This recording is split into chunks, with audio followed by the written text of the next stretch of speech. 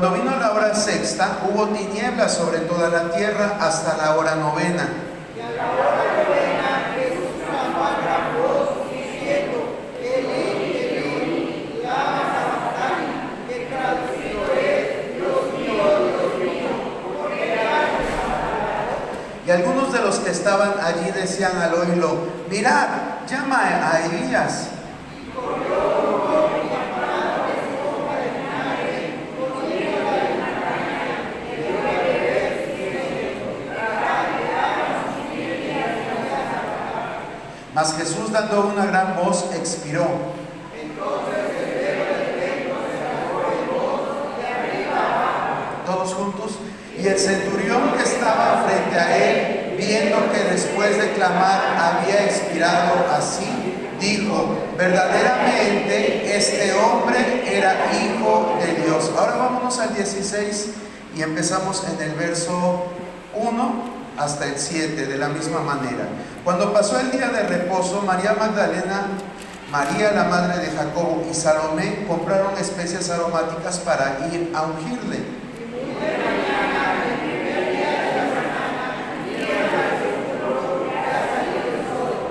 Pero decían entre sí: ¿quién nos removerá la piedra de la entrada del sepulcro?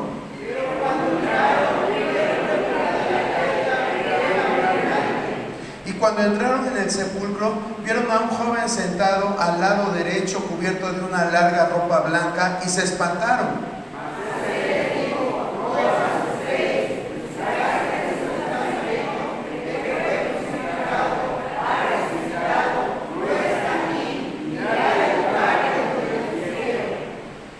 Todos juntos: pero oíd, decid a sus discípulos y a Pedro que él va delante de vosotros a Galilea, allí le veréis como os dijo. Pueden sentarse, hermanos. Sean todos bienvenidos a esta reunión. Vamos a meditar. Acuérdense que el tema de este trimestre fue enseñanzas acerca del Evangelio de Marcos. Hoy se concluyen estas enseñanzas y bueno, la manera de concluir pues ya la hemos leído. Nuestra enseñanza de hoy, y es la última del trimestre, es Jesús crucificado y resucitado. Jesús crucificado y resucitado. Ese es el tema del día de hoy.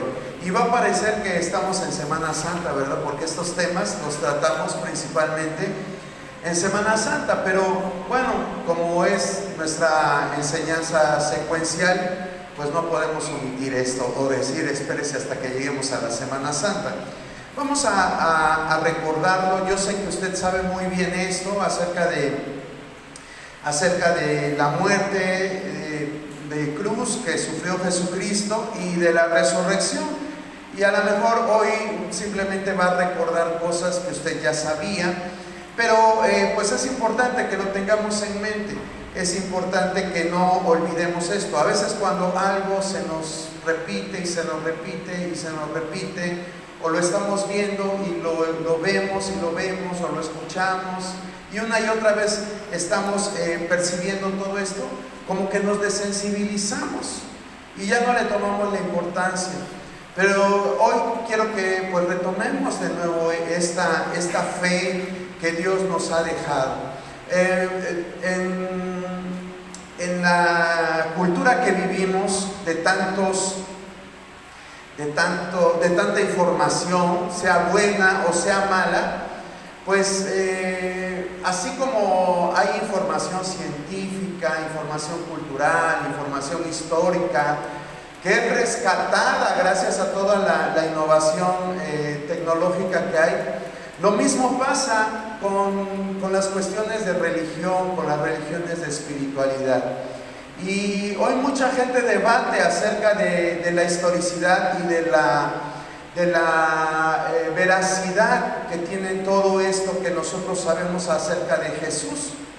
Y bueno, de acuerdo a los métodos que usa la ciencia, que son muy diferentes a los que nosotros podemos usar, pues para ellos simplemente el cristianismo es algo que una construcción de pensamiento que se hizo a través de sus seguidores.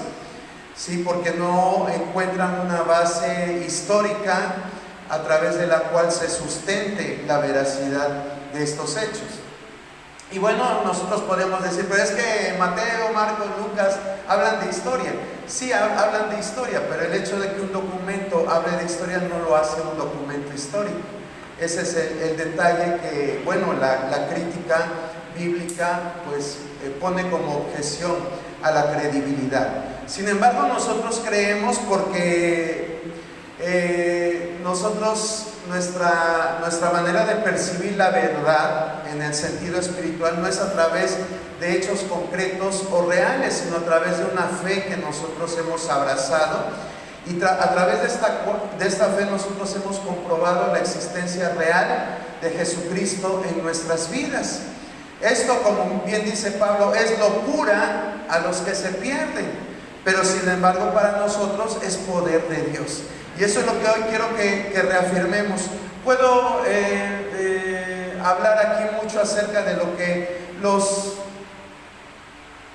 ateos, los agnósticos y algunos otros grupos objetan en cuanto a la veracidad del relato bíblico acerca de Jesús. Sin embargo, vuelvo a repetir, nosotros nos basamos en la fe que hemos depositado en Él, en el hecho de saber que Jesús es real en nuestras vidas. Eso es lo importante y lo que debemos de reafirmar en esta hora. Bueno, vamos a dividir esta enseñanza en tres partes. La primera es la agresión contra Jesús, la segunda es la muerte de Jesús y la tercera, la resurrección de Jesús. Vuelvo a repetir, la primera parte es la agresión contra Jesús, la segunda es la muerte de Jesús y la tercera, la resurrección de Jesús. Entonces vamos a entrar de lleno a la primera parte. La primera parte está basada en Marcos 15, 31, 36. Si alguien quiere leerlo de nuevo, lo leímos, pero simplemente para reafirmar la lectura. Marcos 15, 31 al 36.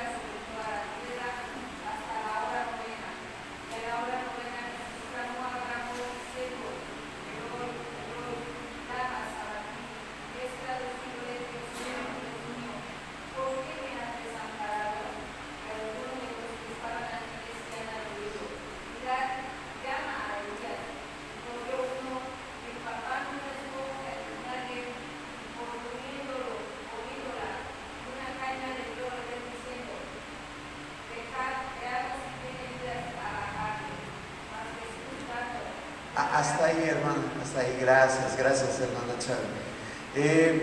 Entonces aquí vemos, pues bueno, no todo, parte de lo que Jesucristo tuvo que pasar. Y lo que empieza describiéndonos estos versos es que dice que los principales sacerdotes, ¿qué hacían? Verso 31.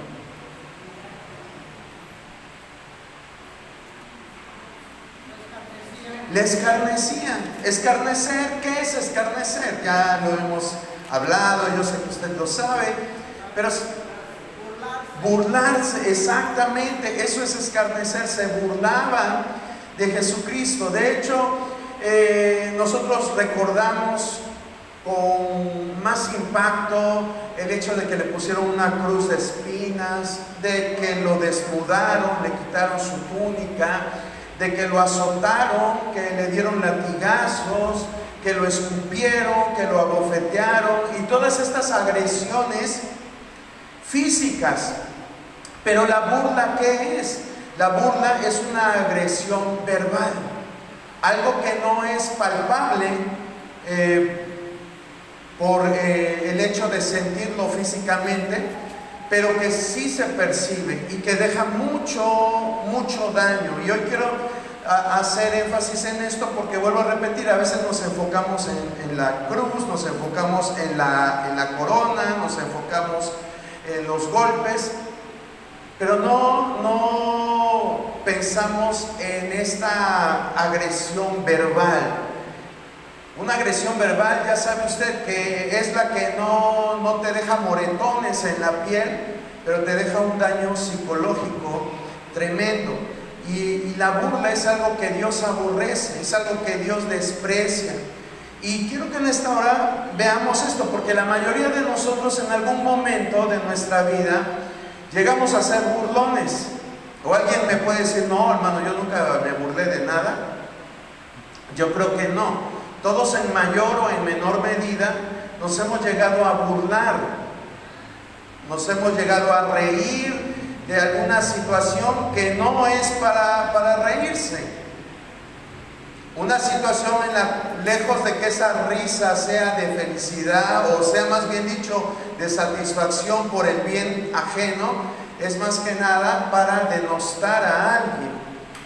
Y eso es algo en lo que la palabra de Dios nos hace énfasis, que tengamos cuidado, porque vuelvo a repetir, a veces nos impacta más el ver a Cristo crucificado con la cruz de espinas, con la corona de espinas, pero a la burla como que no le hacemos tanto caso. Sin embargo, si nosotros analizamos estos pasajes, vemos cómo la palabra de Dios es enfática y hace referencia a esto.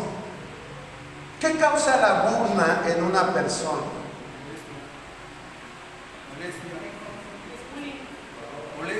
Molestia, bullying, ¿alguien más? Tristeza, enojo, desconfianza, ofensa, varias cosas, ¿verdad? ¿Se da cuenta? No es cualquier cosa el burlarse, no es cualquier cosa. El resultado es que causa una baja autoestima en quien la persona que está recibiendo la agresión. Hoy hablamos, como mencionaban, acerca del bullying, ¿sí? Una palabra gringa, bueno, no gringa, pero como de origen inglés, ¿no? Y la relacionamos con muchas cosas, pero no vemos que el centro de ese hostigamiento, porque eso es el bullying, hostigamiento, en buen español, el centro es la burla. La gente se llega a suicidar, los jóvenes, los adolescentes se suicidan porque no soportan esa burla. Y yo sé que así como la mayoría de nosotros hemos sido burlones en algún momento de nuestra vida, también la mayoría hemos padecido burla. Y yo creo que no se siente muy bonito que se burlen de nosotros, ¿verdad? Unos fuimos el gordo, otros el chaparro, otros el negro, otros el cuatro ojos, o como le quieras llamar. Pero todos esos calificativos que en los demás causaban risa, pues en el que recibe la agresión, pues no es nada satisfactorio. Y esto va haciendo que sus resultados en su personalidad poco a poco vayan pues transformando. Entonces Dios por eso no vio con agrado o ve con agrado esto. Él sufrió esa burla. Aquí nosotros podemos ver que ellos, los sacerdotes, fíjese, para la burla no hay estrato social, no hay estrato económico. La burla se da a todos los niveles. La practican gente de cuello blanco, gente de la alta alcurnia, como también gente de escasos recursos. La practican hombres, la practican mujeres, la practican niños. De hecho, los niños son muy dados a la burla. Son muy dados a manifestar a veces sus emociones negativas a través de la burla. Porque el origen de la burla son emociones negativas. Ahorita lo vamos a ver. Pero quiero que sepamos que no es cualquier cosa. Jesús la padeció. Dice en el verso 31 que le gritaban: toda la alta alcurnia de aquel tiempo le decían: a otro salvó y a sí mismo no puede salvarse. Esa era una burla, aquí mismo lo dice. Y después también, cuando él exclama esas palabras en arameo: Eloi, Eloi, lama sabactani, decían: está llamando a Elías. Ellos sabían lo que estaba diciendo, pero en su afán de burlarse decían: está llamando a Elías. Y esto lo podemos ver comprobado porque en el verso 36 al final dicen: déjenlo, veamos si viene Elías a bajarle. O sea, todo el sufrimiento de Jesús físico, más aparte estas agresiones verbales, tuvo que estar sufriendo Jesucristo. Bueno, pero les decía que muchas veces la burla va acompañada, no viene sola. Y detrás de la burla es la punta del iceberg, lo que se ve. Pero todo lo que está abajo son emociones negativas. Vea usted lo que dice Nehemías 2:19. Nehemías 2:19. Si el,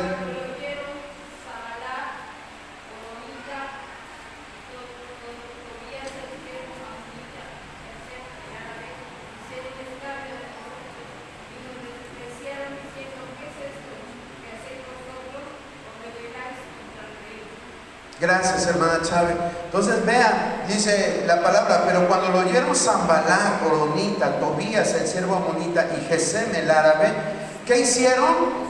Escarnio de nosotros y nos despreciaron. Esto que dice "y nos despreciaron", no era que en ese momento haya surgido el desprecio, sino que ya de por sí no eran bien vistos Nehemías ni los que iban a reconstruir el muro. De hecho, se burlaron porque los despreciaban, porque no estaban de acuerdo con lo que planeaba hacer Nehemías. Entonces vuelvo a repetir, en este grupo de personas había algo antes de la burla. ¿Y qué era ese algo? Pues había desprecio. Estaban en desacuerdo. Mucha gente, cuando no está de acuerdo en algo, ¿qué hace? Se burla. Esa es su manera de manifestarlo. Se burla hasta si le ve una mosca parada en la ceja a la persona que no le agrada, hasta de eso se burlan. Se burlan de los defectos físicos, se burlan de la manera de hablar, se burlan de lo que hace la persona, como estas personas. Este trío maligno del tiempo de Nehemías dijeron: uy, no, estos ¿qué van a poder edificar? Si viene una zorra y se para encima de la muralla que van a hacer, se derrumba la muralla. ¿Qué les estaban tratando de decir? Que pues lo que hacían pues era bien chafa, que estaba mal hecho, que no les iba a durar. Eso era lo que trataban de decir estas personas y se burlaban. Pero ¿cuál era el trasfondo de la burla? El desprecio, el desacuerdo, la inconformidad. Entonces, aunque cuando estamos en un ambiente burlesco, hasta nosotros nos contagiamos de esa risa y decimos: está bueno el ambiente. ¿Y en base a qué está bueno el ambiente? Está bueno en base a que te estás burlando de los demás. Aunque aparentemente es un ambiente muy divertido, pero el trasfondo no lo es. Y eso es lo que debemos de ver, porque vuelvo a repetir, Jesús padeció mucho de esto. Y no tan solo lo dice Marcos, lo dicen los demás evangelios. Vamos a leer un poquito de lo que dice Mateo y lo que dice Lucas. Mateo 27 al 31, ¿qué dice? Si alguien lo quiere leer, por favor. Mateo 27, del 27 al 31.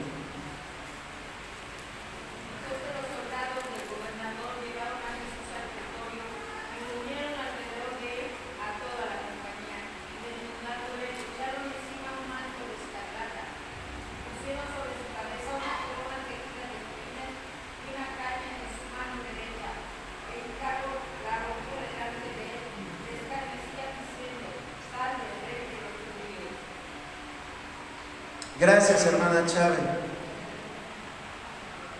Dice el verso 31, y después de haberle escarnecido, le quitaron el manto y le pusieron sus vestidos y le llevaron para crucificarle. ¿Se da cuenta? Aquí Mateo nos da otro panorama cuando se burlaban diciendo, pues si eres tú el rey de los judíos, y se hincaban, ¿verdad? Y le decían, salve, rey de los judíos. Todo eso eran burlas, no era porque en verdad estuvieran reconociendo la autoridad de Jesucristo como rey, sino que lo hacían con el afán de burlarse. Y eso en nuestro lenguaje pues también se le llama ironía.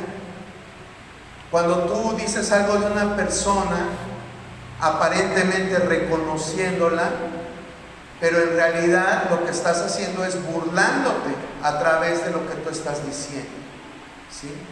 Es como cuando tú quizás como un universitario sales de tu profesión y tienes una opinión acerca de aquello que tú estudiaste y la gente te dice, ay, ahora el licenciado nos quiere hablar de leyes.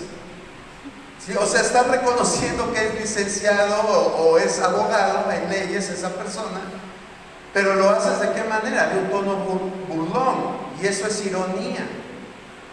Y desgraciadamente algunos cristianos tenemos esa forma de hablar, con un lenguaje irónico, nos referimos a las personas de una manera irónica.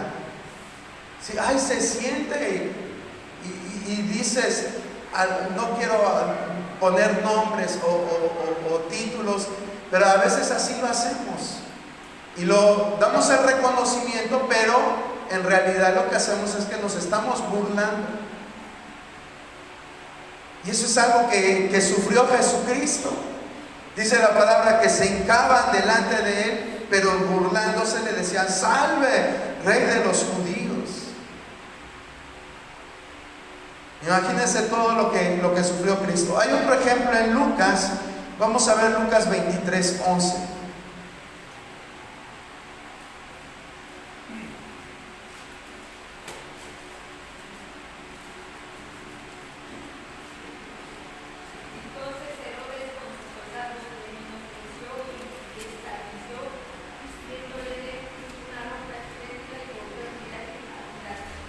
Y el verso 35 y 36, hermana, por favor. El pueblo estaba mirando y a unos gobernantes se burlaban de él, diciendo, a otros salvó, salves a sí mismo. Este es el Cristo, el escogido de Dios.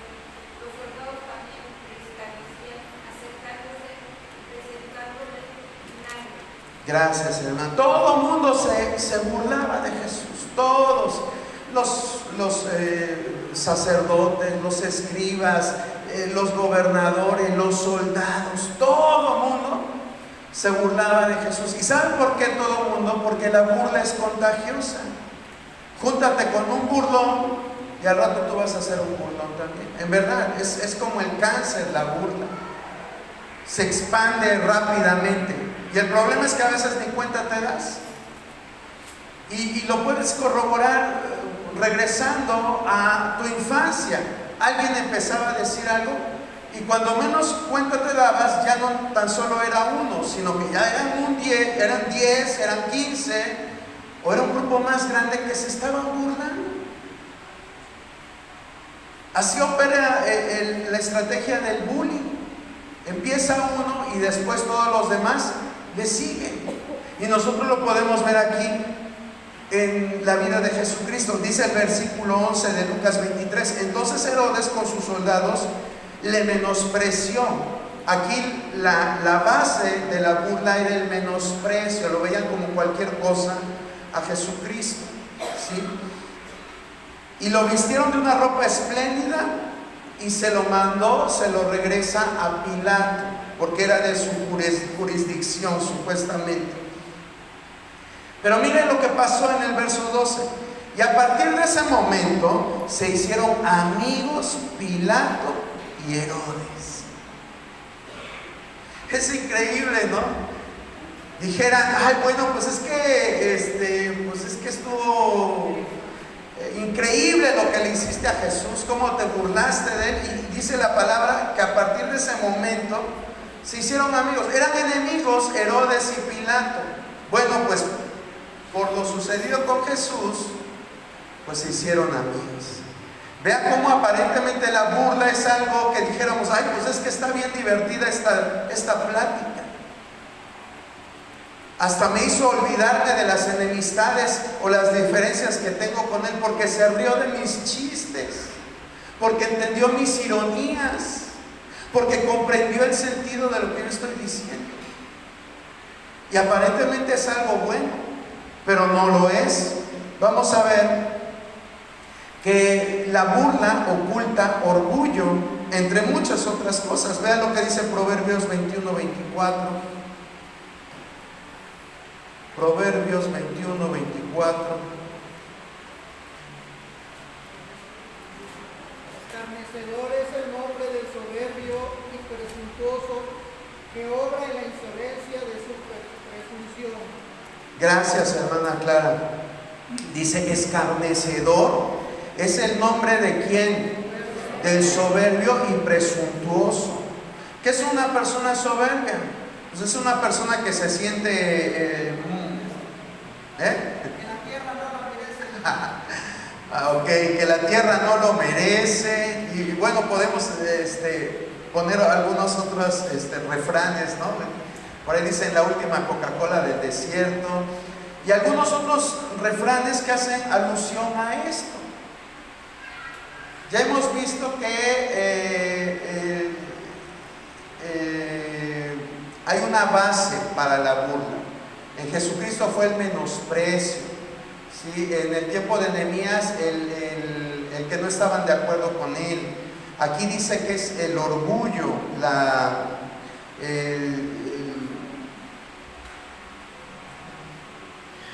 soberbia, la presunción, son la base de la burla. ¿Sí? Es como cuando tú tienes años de hacer algo y llega el novato y tú dices, ay, o sea, ¿cómo quieres venir tú a enseñarme? O te burlas de aquel que empieza a hacer las cosas, cuando tú ya tienes años de experiencia. No, ¿cómo vas a dar tú esto si te faltó esto, tuviste estos de errores? O sea, y corregir no es malo. El problema es el sentido en que lo hacemos. Es muy fácil caer en la burla, hermano. Es muy fácil caer en la burla. ¿Sí? Y pues que Dios nos dé el discernimiento para no hacerlo, porque algunos ya lo traemos de cuna eso. ¿A qué me refiero de cuna? Que pues generalmente la cultura de nuestra familia así es.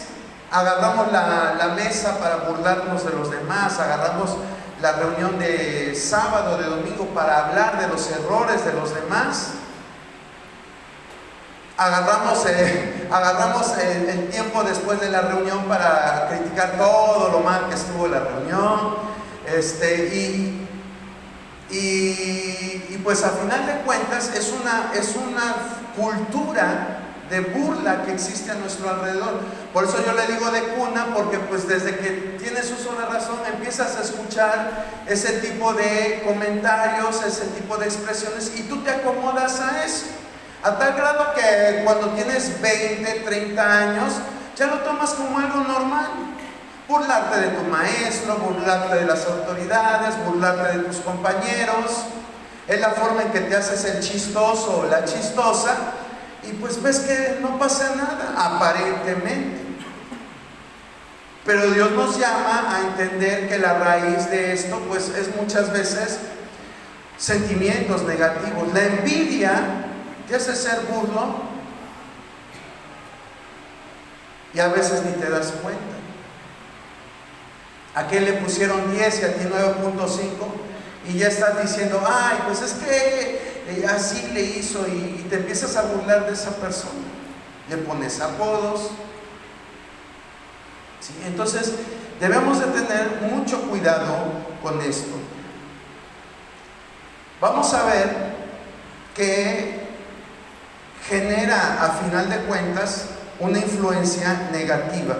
Ve lo que dice Proverbios 29:8.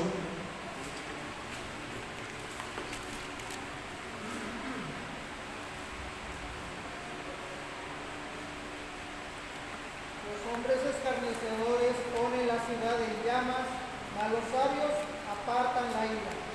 Gracias, hermana Clara. Dice, los hombres escarnecedores ponen la ciudad en llamas. Es increíble.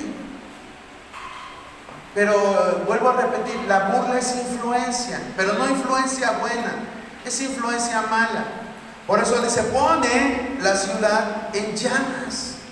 Quiere decir que abarca la burla, es muy influyente esta práctica, la burla. Y Proverbios 22, ¿qué dice? Proverbios 22:10.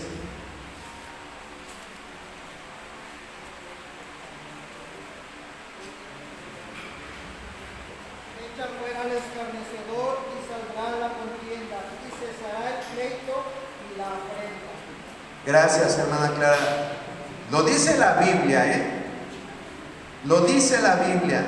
Si tú quitas fuera al burlón, si tú haces a un lado al burlón, dice la palabra que se irá la contienda, se quitarán los pleitos y la afrenta. ¿A quién le gusta vivir en un ambiente de contienda? ¿A quién le gusta tener pleitos? Pues a nadie. Bueno, a lo mejor hay alguien que está generando todo eso. Y esa persona es muy probable que tenga su influencia a través de la burla. Tenemos que reconocerlos, hermano, porque sabe que este tipo de personas son personas carismáticas. Son aquellas que te hacen reír, que te hablan bonito, que te dicen cosas bonitas, que te halagan. Como Absalón, lo mismo. ¿Qué hacía Absalón? Estaba en desacuerdo con su padre y entonces se ponía en la puerta donde llegaba la gente para que fueran juzgados sus asuntos y les decía, ¿a qué vienes? No, pues es que tengo un pleito con tal persona. Y Absalón les decía, ay, ¿cómo es posible que te hagan eso? Mira, mi papá siempre está ocupado, ni te va a hacer caso. Pero mira, yo aquí reconozco, tienes muchas cualidades, eres buena persona, yo voy a hacer algo por ti. Esa era parte de la estrategia de Absalón. Y usted sabe qué pasó. Después le dio un golpe de estado a su papá y todo lo que pasó. Se ganó mucha gente, pero así es la persona que es burlona. Es carismática, se sabe ganar a la gente, la hace reír a partir de sus burlas. Sin embargo, delante de Dios, pues no es una persona agradable. ¿Sí? Vamos a ver que esta actitud contrista al Espíritu Santo. ¿Qué dice Proverbios 1, 22 y 26? Proverbios 1, 22 y 26.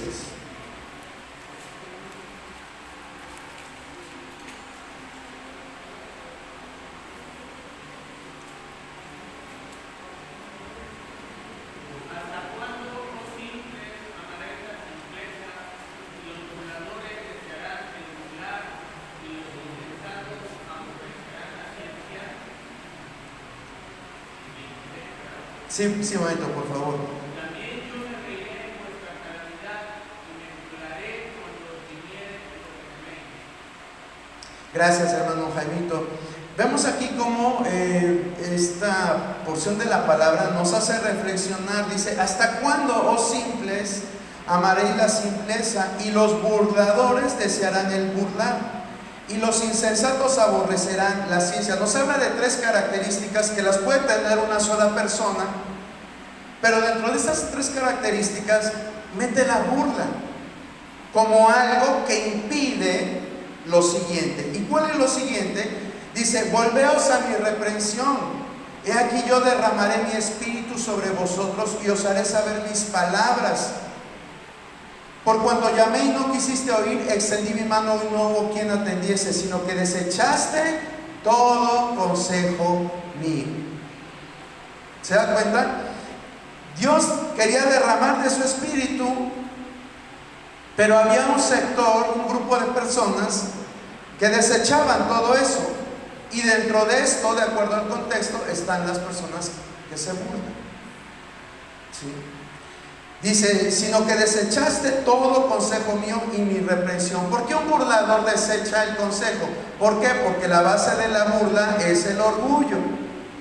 Entonces una persona orgullosa, ¿qué le pasa? No acepta las correcciones.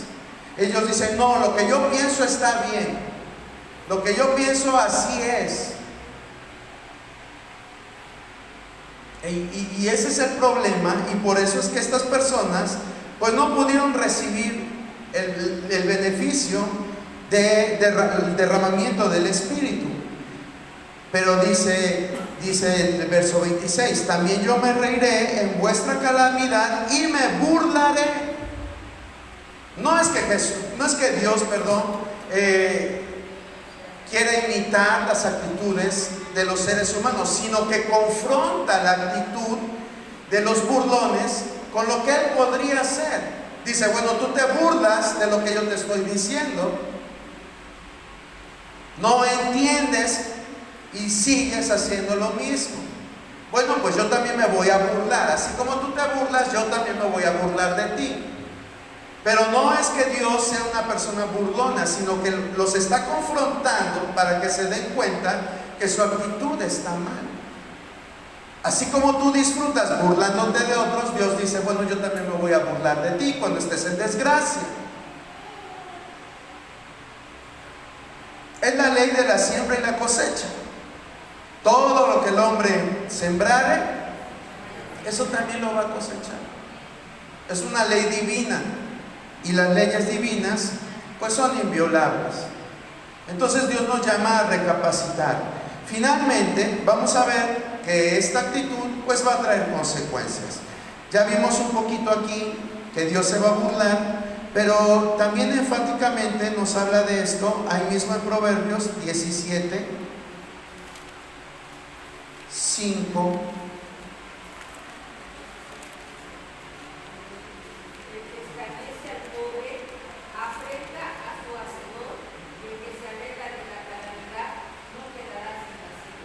Gracias, hermana Chávez.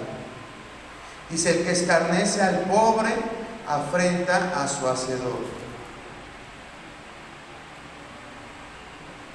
¿Por qué afrenta? Cuando tú te burlas de una persona, ¿por qué afrentas a tu hacedor? ¿Por qué cree usted? Aquí dice el pobre, pero en sí hay un principio más profundo. Gracias, Gaby, porque estamos hechos a imagen y semejanza de Dios, hermano. Simplemente por eso tú no te puedes burlar de las personas, porque estamos hechos a imagen y semejanza de Dios. Pero el gordo de la esquina está hecho a semejanza de Dios. Sí, también él. Pero el cuatro ojos también él. Pero es que aquel que comete errores también está en un proceso.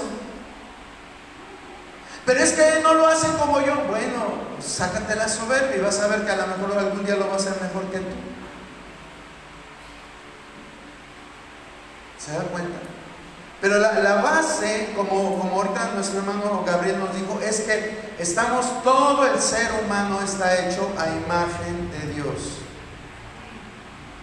Entonces nosotros no podemos criticar la obra de Dios. Es como si Dios fuera un alfarero y pone un puestecito, y ahí en su puestecito pone vasijas que él hizo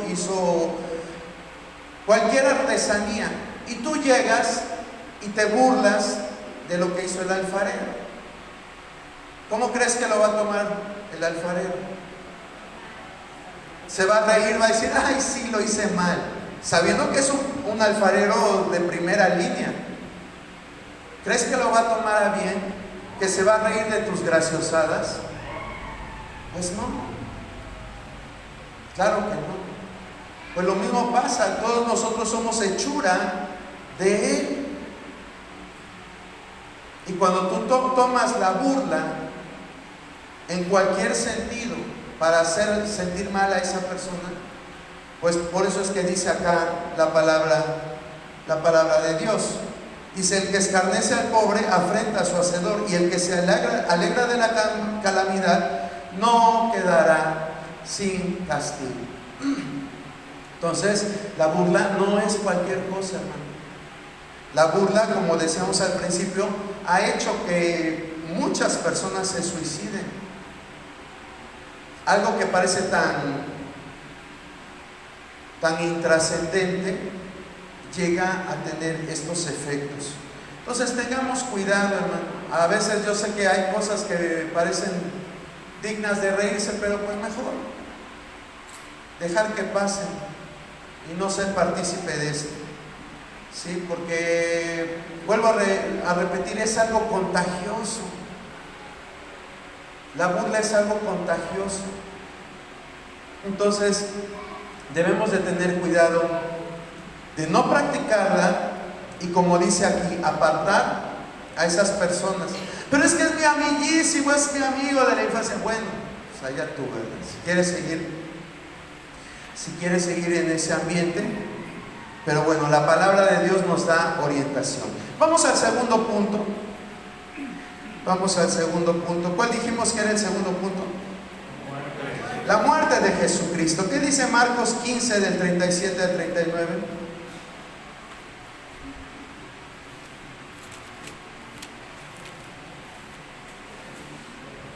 Mas Jesús, dando una gran voz, expiró. Entonces el velo del templo se rasgó en dos, de arriba a abajo, y el centurión que estaba frente a él, viendo que después de clamar había expirado así, dijo: verdaderamente este hombre era hijo de Dios. Gracias, hermana Clara. Podemos hablar de los beneficios que nos da la crucifixión desde el punto de vista de salvación. Sí, están bien establecidos, ya es un dogma que se tiene dentro de la iglesia, pero vamos a ver específicamente qué acontece de acuerdo al relato del Evangelio según Marcos. Hay dos acontecimientos, ahí lo leyeron, y si no se acuerda puede volver a leerlo. ¿Qué sucedió cuando murió Cristo? Se rasgó el velo y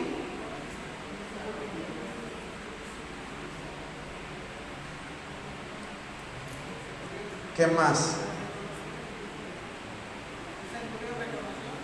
El centurión reconoce, hace un reconocimiento, ¿verdad? Vamos a enfocarnos en estas dos cuestiones, en el velo y en el centurión, ¿sí? Porque estamos hablando específicamente del Evangelio de Marcos. ¿Qué pasa con el velo? Dice que se rasga. ¿Usted cómo se imagina ese velo, hermano? ¿Qué separaba el velo, de acuerdo a lo que sabemos, de el lugar santo del lugar santísimo? Muy bien, era algo que dividía, ¿verdad? El lugar santísimo, que representaba la presencia de Dios, era donde estaba la presencia de Dios, ahí en ese lugar que mueble o accesorio se encontraba. El arca, ¿verdad? El arca, todos sabemos que representaba esa presencia de Dios. Era algo, lo más sagrado que tenía el pueblo, porque Dios así lo había establecido, que el arca era lo más sagrado. Incluso sabemos que cuando los filisteos en tiempo de Samuel regresan el arca, porque les estaba causando problemas en su salud a los filisteos, les empezaron a salir tumores, empezó a haber una plaga de ratones. Entonces los filisteos dijeron: saquen esta arca de acá, la regresan, y algunos insensatos israelitas, cuando llega y se establece el arca ahí, queda en Bet-Semes, en este lugar, ¿Qué hacen los israelitas curiosos? Dicen, esa historia no me la sé. Bueno, la abrieron. Sí, la abrieron y hubo una mortandad tremenda por hacer lo que no tenían que hacer. Después nosotros también vemos que en los tiempos de David, unos años después, también la lleva en una carreta, vamos a llamarla así, y ya se va a caer y alguien dice, no, que no se caiga, y la agarra y pues también.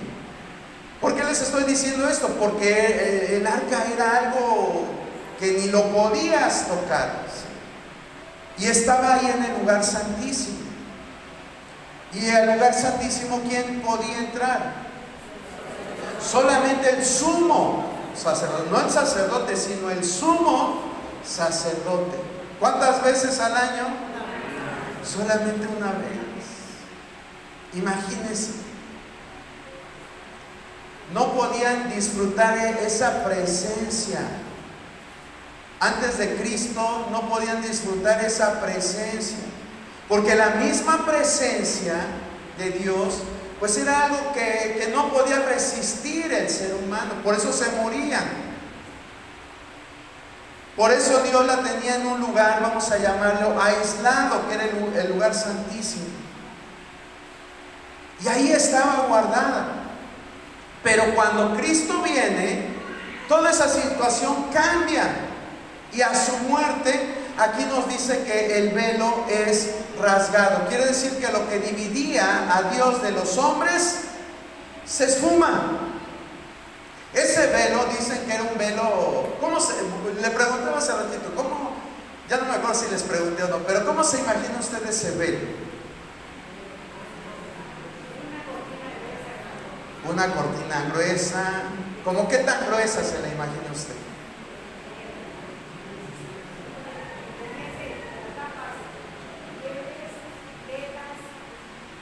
Ok, bueno, dicen que era como de 18 metros de largo o de alto el velo. Imagínense, ¿esto cuánto será? ¿Como 5 metros? ¿O 6? Como 6 metros. Ahora imagínense, multiplicado por 3, era un velo grandísimo. Y dicen que como estaba formado por capas, el grosor del velo era de 10 centímetros aproximadamente. O sea, no era así de que era la cortinita del baño y que ya con cualquier cosita ya se rompió, no, era realmente un bloque de tela que estaba ahí dividiendo el lugar santo del lugar santísimo. Bueno, pues cuando viene Cristo, esa división se rompe.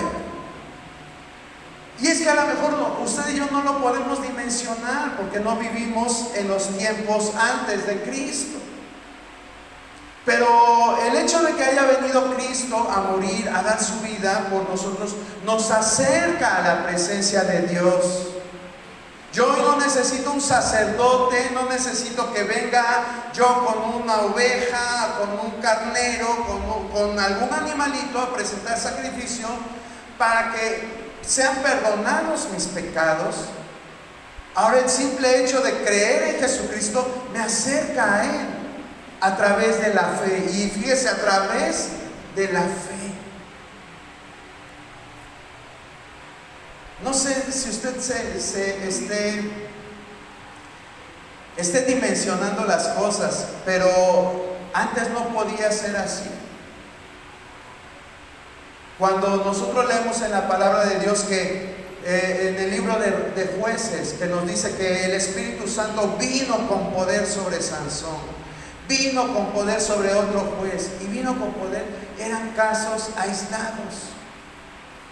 Hoy usted y yo podemos, si nosotros lo creemos, sabemos que tenemos al Espíritu de Dios en nuestra vida.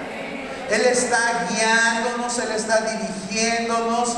Hoy tú no vas a salir fulminado porque la presencia de Dios esté en contacto contigo. porque hoy ya no necesitas un lugar santísimo. Hoy el templo eres tú y ahí habita el Espíritu de Dios. Vean cómo toda su grandeza, toda su majestad, el rey Salomón dijo, ¿qué va a poder contener a Dios? ¿Qué va a poder contener su presencia? Aún los cielos no pueden contenerte. Esta casa que te estoy edificando no va a ser suficiente. Salomón tenía la mentalidad de aquellas personas que aún no habían conocido el sacrificio de Cristo y dimensionaban que Dios no podía habitar en templos hechos por manos humanas.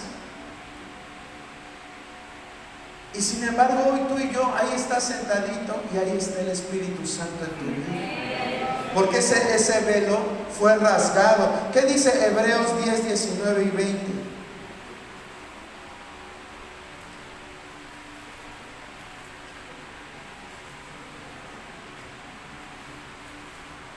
Hebreos 10, 19 y 20. Así que, hermanos, teniendo libertad para entrar en el lugar santísimo por la sangre de Jesucristo, por el camino nuevo y vivo que Él nos abrió a través del velo, esto es, de su carne. Gracias, hermana Clara. Gracias. Está bien claro este pasaje, ¿verdad? Que está aquí en esta carta a los Hebreos. Dice, así que, hermanos, teniendo libertad para entrar en el lugar santísimo por la sangre de Jesucristo, por el camino nuevo y vivo que Él nos abrió a través del velo, esto es, de su carne.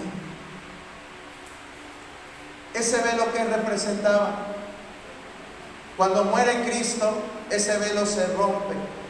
Ese velo viene a ser Cristo. ¿Por qué? Van a decir, ¿por qué? Pero se rompió. Cristo se quebró en la cruz. Y no quebrar de sus huesos, porque la Biblia dice que ninguno de sus huesos fue quebrado. Pero me refiero a humanamente hablando, ¿sí? Quedó desfigurado Jesucristo. Y cuando Él muere, eso representa el que el velo sea rasgado. ¿Y por qué representa? Porque ahora ya hay libertad a través de Cristo. Cristo vino a ser el mediador. ¿Sí? Ese velo se rompió y ya podemos tener acceso al Padre Celestial. Qué importante es esto, hermano. Lo que antes los antiguos veían como algo lejano, nosotros lo podemos ver de cerca. Podemos acercarnos a Él. Tú, si en esta hora dices, voy a cerrar mis ojos aquí y quiero hablar con mi Padre, tú lo puedes hacer. Tú lo puedes hacer, sabiendo que el sacrificio perfecto fue Cristo y que Él rompió ese velo, esa separación que había. Vean lo que hace Cristo. A lo mejor le voy a dar este mal ejemplo, no me lo tome a mal, pero es como cuando sale alguna novedad tecnológica. Sale alguna novedad tecnológica y solamente algunos es privilegio de algunos. Por ejemplo, cuando empezaron a salir hace como 20 y tantos años, salieron unos aparatitos que les llamaban beeper. No sé si alguno de ustedes a lo mejor tuvo un beeper. Y era un aparatito pequeñito que te lo podías poner aquí en el cinturón. ¿Y qué hacía ese aparato? Pues, llegaban mensajes, eso era lo que hacía, era en blanco y negro, las letras estaban muy rústicas, pero wow, el que tenía un beeper, o sea, era de la crema innata de la sociedad. ¿Cuándo empezaron a salir? ¿Verdad? Y solamente algunos privilegiados lo tenían. Pero al paso del tiempo, pues esa tecnología fue superada. Y ya después pasó a ser como algo sin importancia porque pues ya cualquiera lo tenía. Incluso fue superado por el celular, por las tablets, por toda la tecnología que hoy conocemos. Pero en su momento, pues llegó a ser algo de élite, algo que no cualquiera lo tenía. Bueno,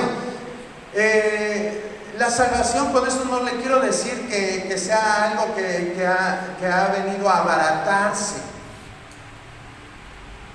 porque es algo sublime que Dios, que antes era solamente, podían tener contacto con Él los reyes, los profetas, los sumos sacerdotes.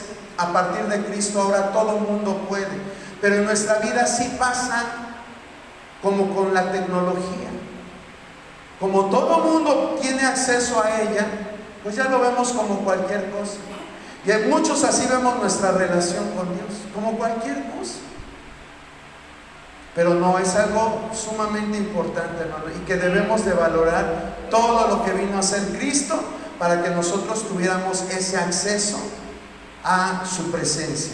Y hay otro punto ahí en la muerte de Jesucristo, que es la declaración del centurión. ¿Qué fue lo que dijo el centurión? Vamos a regresarnos a Marcos.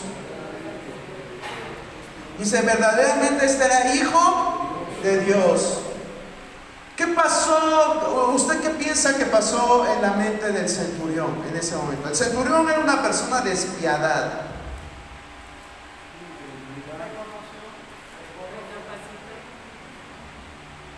Reconoce, ¿verdad? Algo lo movió, lo motivó. ¿Qué fue? No fueron las palabras de Jesús. Quizás ese centurión pudo haber estado en el sermón del monte, quizás pudo haber estado a la orilla del mar escuchando alguno de los múltiples mensajes de Jesucristo. Pero hasta ese momento la pura palabra no había sido capaz de cambiar el corazón del centurión. ¿Qué tuvo que ver el centurión para que él pudiera exclamar, este en verdad era hijo de Dios? Tuvo que ver a Cristo crucificado, tuvo que ver la muerte, tuvo que ver la pasión de Jesucristo para que él reconociera. El que era centurión en aquel tiempo es porque tenía realmente un corazón de piedra, que mataba sin ninguna contemplación. No le importaba si era mujer, si era niño, si era nada, no le importaba. El que llegaba a ese puesto es porque de veras tenía un temple de hierro.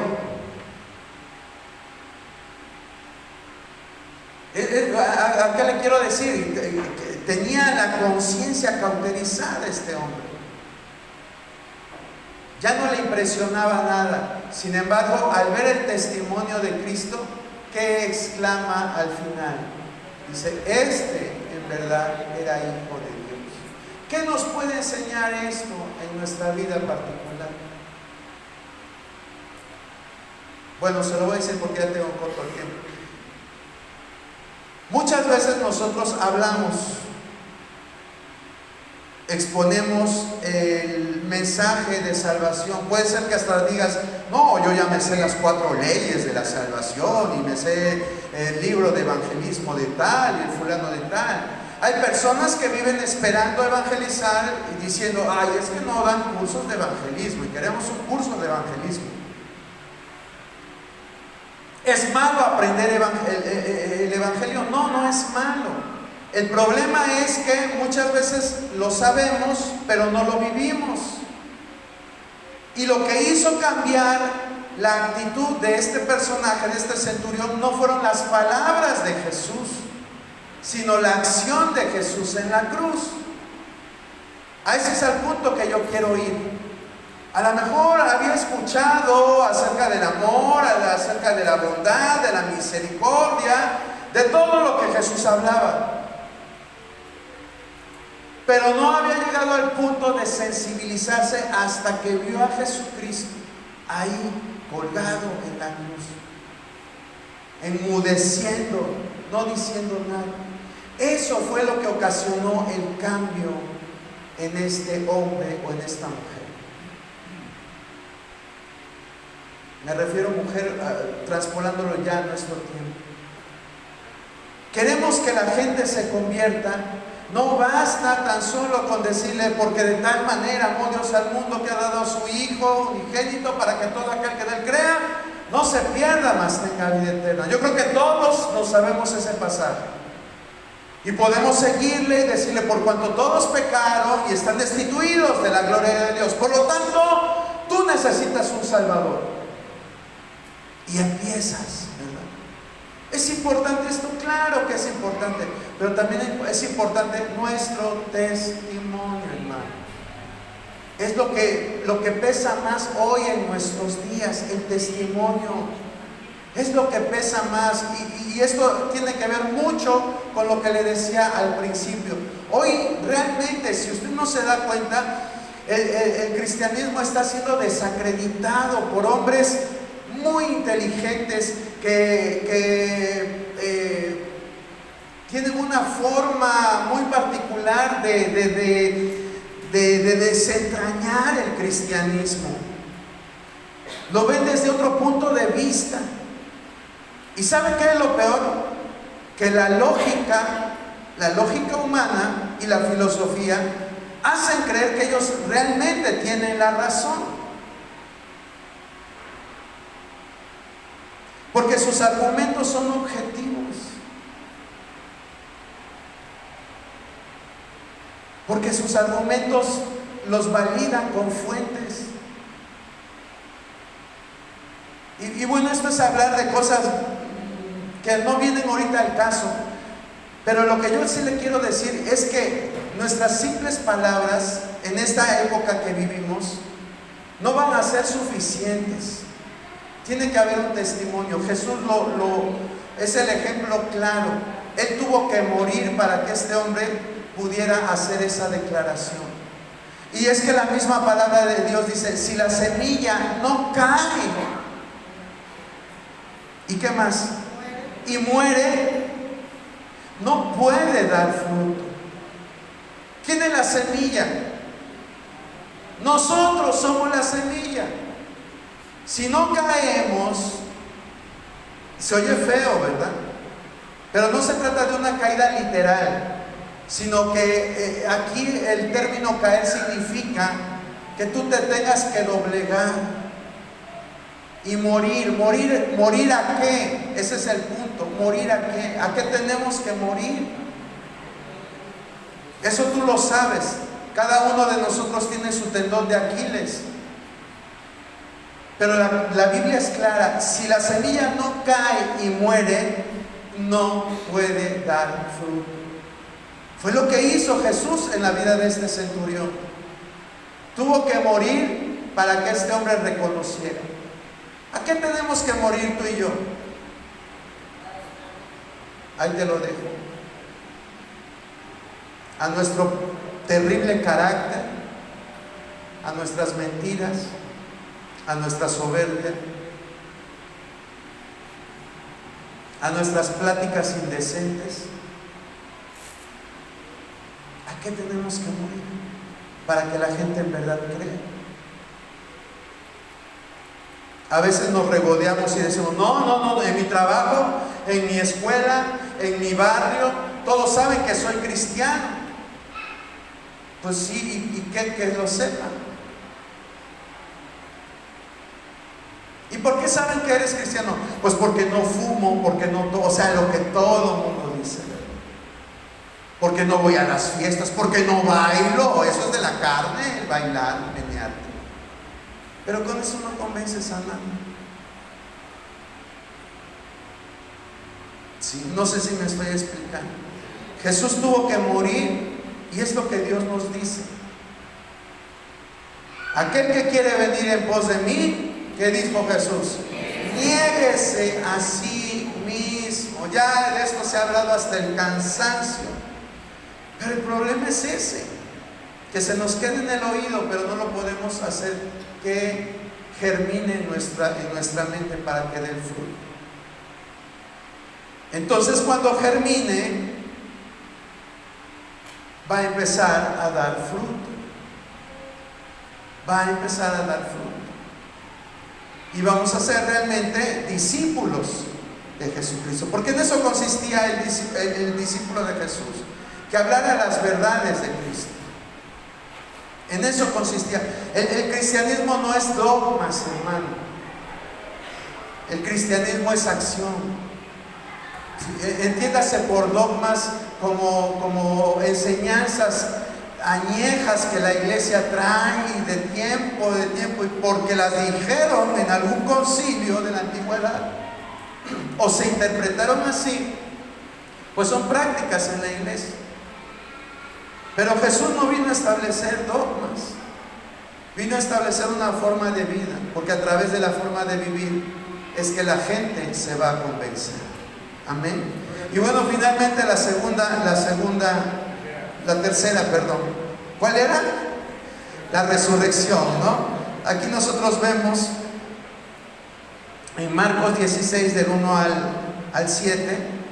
¿Alguien lo quiere leer? Rápidamente, en 5 minutos lo vamos a ver, porque pues, cada Semana Santa hablamos de esto. No es cierto, cada Semana Santa hablamos de esto. 16 del 1 al 6 al 7.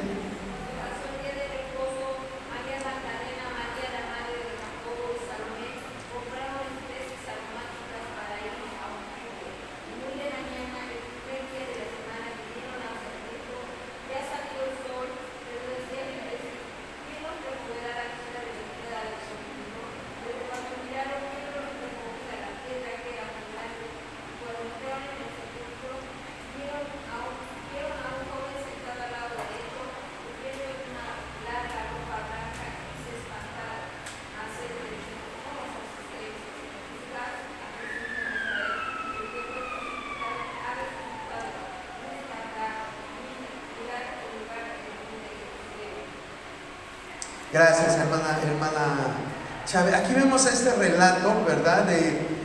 De cómo estas mujeres llegan y venían diciendo, ¿y cómo vamos a mover la piedra? ¿Y quién no la va a mover? Y está muy fuerte. O sea, haciéndose conjeturas, y cuando llegan ven que ya está abierta la tumba y que ahí está un varón, ahí lo describen como está, y les dan la buena noticia. Y ellas pues se quedan así espantadas, diciendo, y se espantaron, dice el versículo 5. Dice, mas él les dijo, no se asusten. La resurrección es la base fundamental de nuestra fe. Y a través de ella, dice el apóstol Pablo en 1 Corintios capítulo 15, si no hubiera resurrección, nuestra fe es vana. El apóstol Pablo le da la supremacía a la resurrección como parte de nuestra fe. ¿Usted cree que en verdad que Jesús resucitó, hermano? La resurrección nos da algunas ventajas, algunas bendiciones, como la justificación. Romanos 4:25 nos dice, vamos a ir leyendo rápido, son 4 ventajitas o ventajotas, que dice, el cual fue entregado por nuestras transgresiones y resucitado para nuestra justificación, ¿sí? La resurrección nos trajo la justificación. Nosotros somos justificados. Somos pecadores, pero pecadores justificados a través de la resurrección. No tan solo la muerte, sino también aquí nos dice a través de la resurrección. La resurrección nos da fortaleza. Vean lo que dice Efesios 2:6. Efesios 2:6.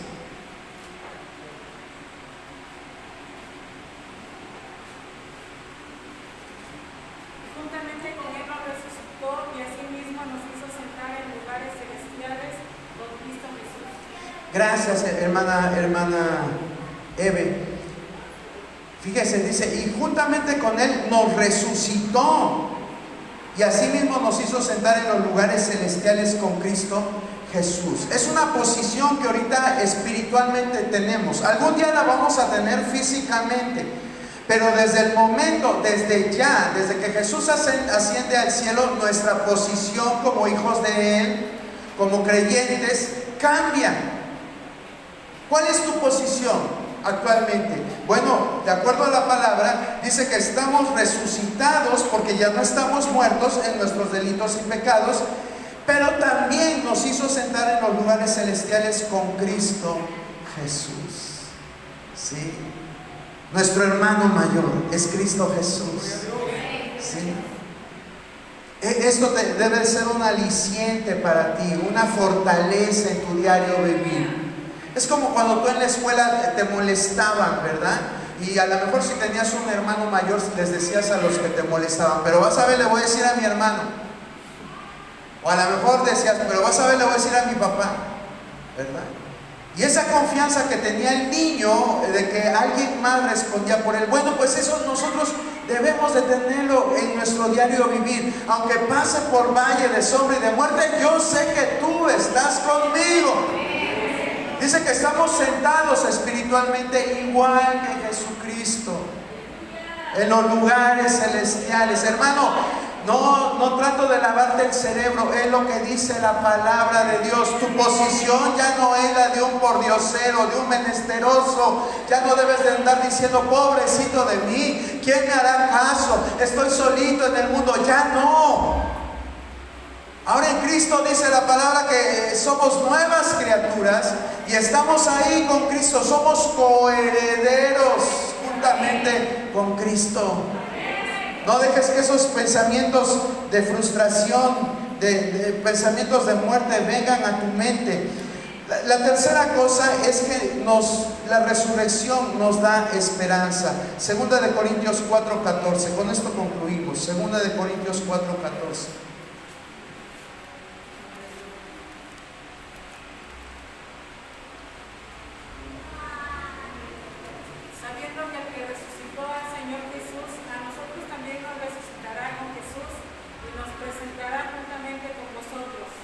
Gracias, hermana Eve.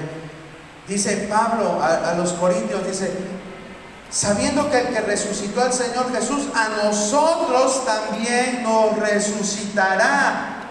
Nos resucitará, hermano. Por eso es que no debemos de entristecernos cuando alguien se va, cuando alguien ya no está con nosotros. No. Si esa persona creyó, ten por seguro que un día resucitará y la veremos, ¿verdad? Y estaremos todos con Cristo. Qué bonito es que toda nuestra familia crea, que toda nuestra familia esté con esa esperanza. Ahora sí, como dice, había un canto que decía, un corito que decía, que si no nos volvemos a ver, hermanito mío, un día nos veremos allá. ¿Se acuerdan ustedes de ese canto? Bueno, así debe de ser nuestra esperanza, ¿sí? Saber que no somos eternos, que un día todos nos vamos a ir. Es mi frase favorita cuando me invitan a algún funeral, decir esto: todos somos diferentes, pero tenemos ciertas cosas en común. Y una de esas cosas que tenemos en común es que todos nos vamos a ir. Si es que Cristo no viene antes, ¿verdad? Pero todos nos vamos a ir. Y lo importante es saber a dónde nos vamos a ir. Donde no hay más llanto, más tristeza, ni más dolor. A la presencia de nuestro Señor Jesucristo. Póngase en pie, hermano. Vamos a dar gracias en esta hora. Señor, te damos gracias por esta oportunidad que nos diste de recordar estos puntos tan importantes.